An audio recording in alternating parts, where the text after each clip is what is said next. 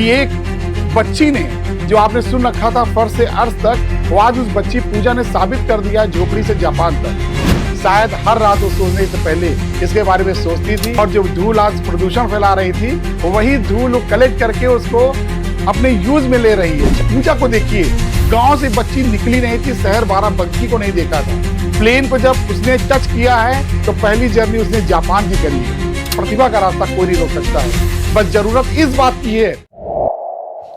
आज मुझे बहुत ही खुशी हो रही है कि मेरी छात्रा पूजा ने आज ये मुकाम हासिल किया है। सबसे पहले मैं भारत सरकार की इंस्पायर अवार्ड मानक योजना की प्रशंसा करता हूं कि इतनी अच्छी योजनाएं लेकर के हमारी सरकार आती है। और सच मानिए कि ये योजना जो है, जो जगह प्रोवाइड करती है एक बच्चे को, एक स्टूडेंट को जगह प्रोवाइड करती है, वो स्थान किसी मंदिर, मस्जिद और गुरुद्वारे से कम नहीं है। क्योंकि ये एक ऐसा प्लेस है जहाँ पे बच्चे आते हैं अपनी वैज्ञानिक सोच को लेकर के, अपने नए नए आयामों को लेकर के, और यहाँ आने के बाद बच्चा कहाँ पहुँच जा रहा है इसका बच्चे को भी अनुमान नहीं है। आप प्रत्यक्षता देख सकते हैं पूजा को कि एक बच्ची ने, जो आपने सुन रखा था फर्श से अर्श तक, वो आज उस बच्ची पूजा ने साबित कर दिया झोपड़ी से जापान तक।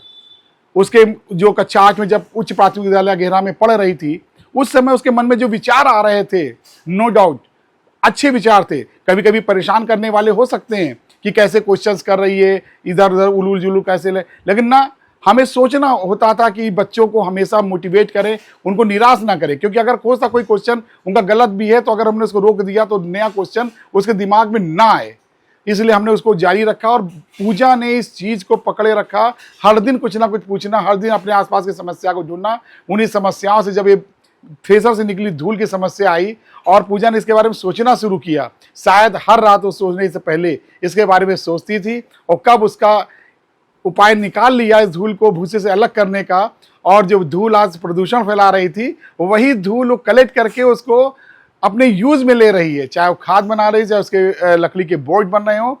इस तरीके से पूजा ने एक नया आयाम स्थापित किया है। और मैं ये मैसेज देना चाहता हूँ सभी को कि अगर पूजा ये काम कर सकती है तो आज समाज का हर एक बच्चा आगे बढ़ सकता है। क्योंकि जिस तरह से पानी का रास्ता कोई नहीं रोक सकता है, उस तरह से प्रतिभा का रास्ता कोई नहीं रोक सकता है। बस जरूरत इस बात की है कि आज के बच्चों को हमें ये बताना होगा कि अगर सोचना है बच्चों, तो ये सोचो कि तुम्हारे पास क्या है।